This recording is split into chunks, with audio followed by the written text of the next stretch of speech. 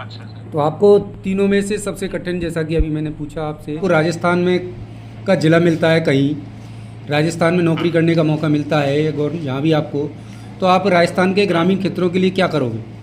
Sir पहले एक छोटा सा आपका परिचय दे दें। मेरा नाम आशीष है। मैं सवाई माधोपुर जिले के खंडी गांव का निवासी हूँ और वर्ष 2019 में मैंने बीटेक किया है आईआईटी रुड़की से। उसके बाद लगभग 1 साल के लिए मैंने आईयूसी। अच्छा अच्छा। तो आपको तीनों में से सबसे कठिन, जैसा कि अभी मैंने पूछा आपसे, तो आपको ये मैं वही बता रहा था कि तीनों ही काफी डिफिकल्ट हैं एक्चुअली। जैसे प्रीलिम्स में ये सारी फैक्टर्स हैं, बहुत अनसर्टेन है, सिर्फ जी 100 क्वेश्चन है, 2 आवर्स है, तुम इन और आउट हो जाओगे। मेंस में भैया मतलब बहुत लंबी साइकिल है, पूरे वीक ऑलमोस्ट एग्जाम चलती हैं, दिन में 2-2 पेपर्स होते हैं, 3-3 आवर्स के बहुत लंबे पेपर्स होते हैं, 60-60 पेज की कॉपी आती है और तुमको मतलब ऑलमोस्ट सारे क्वेश्चन अटेम्प्ट करने पड़ेंगे बहुत अच्छे से, नहीं तो तुम आउट ऑफ द रेस हो। तो हम्म वो पूरे वीक तुम लगे रहते हो, वो एक अलग चैलेंज है उसका कि जी कौन उसमें सस्टेन कर पाता है। कुछ लोग बीच में टूट जाते हैं, बट मतलब उसकी अलग है। और इंटरव्यू का कोई सिलेबस नहीं है, तो इंटरव्यू का अपना कटना ही है, मतलब तुमसे कुछ भी पूछ सकते हैं, अंडर द स्काई कुछ भी पूछ सकते हैं, वो जी। कुछ भी। जैसा कि तो अभी सबकी आपके अलग अलग चीज। पापा से बात हो रही थी, तो आपका सब्जेक्ट दूसरा था और इधर सब्जेक्ट दूसरा था, दोनों में आईआईटी में भी आपका सब्जेक्ट अलग था, हाँ तो हाँ बड़ी परेशानी हुई होगी दोनों में सामंजस्य बैठाने में। हाँ। मतलब मेरा जो केमिकल इंजीनियरिंग है वो इसमें ऑप्शनल सब्जेक्ट नहीं था, तो जी। मुझे कोई ना कोई सा तो लेना था, तो इसलिए मैंने दूसरा लिया था। तो वो तो करना पड़ेगा, मतलब तैयार तो करना पड़ेगा। एक क्वेश्चन और पूछना चाहूँगा, अगर आपको राजस्थान में का जिला मिलता है कहीं, राजस्थान में नौकरी हम्म। करने का मौका मिलता है या जहाँ भी आपको, तो आप राजस्थान के ग्रामीण क्षेत्रों के लिए क्या करोगे? मतलब देखना पड़ेगा वहाँ पे कौन कौन सी प्रॉब्लम सबसे ज्यादा है। कुछ कुछ जगह पानी की प्रॉब्लम बहुत ज्यादा है, कुछ जगह एजुकेशन में एनरोलमेंट बहुत कम है बच्चों का। तो वही है, जितनी भी गवर्नमेंट की स्कीम्स हैं उनकी जितनी ज्यादा तक मतलब एनरोलमेंट हो पाएगा उतना करवाना है, और क्राइम प्रिवेंशन वगैरह पे ध्यान रखना है। तो और माँ बाप के लिए क्या कहोगे? अभी आपने फ़ोन से ही बात करी है यहाँ के, क्या मम्मी पापा के लिए? आ, हाँ, मम्मी पापा का काफी सपोर्ट रहा, मतलब शुरू से। शायद मैं इस तैयारी नहीं करता अगर पापा मेरे को इनिशियली आईएएस के बारे में इतने ज्यादा मेरे को नहीं मोटिवेट करते, क्योंकि मैं कहीं ना कहीं इतना ज्यादा इंक्लाइन नहीं था इस सर्विस के लिए जी इनिशियली, बट शायद पापा की वजह से मैं इस सर्विस के लिए इंक्लाइन हुआ।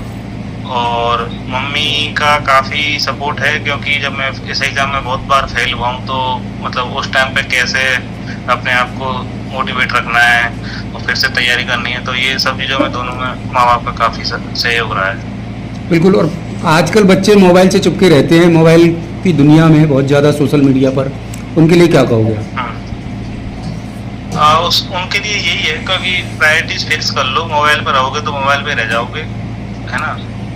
तो कि अगर छोड़ दोगे तो थोड़ा शायद कुछ बन जाओगे, तो यही है, जितना हो सके थोड़ा सा आ, मतलब रेस्ट्रिक्ट यूज किया जाना चाहिए। सोशल मीडिया वगैरह से डिस्ट्रैक्शन बढ़ता है, जी तो सेलेक्टिवली यूज किया जाना चाहिए, और जितना पढ़ाई के लिए यूज हो सके उतना ही किया जाना चाहिए। मतलब थोड़ा सा डिसिप्लिन तो रखना पड़ेगा, मतलब बहुत सारी चीज़ें तुमको छोड़नी पड़ेंगी।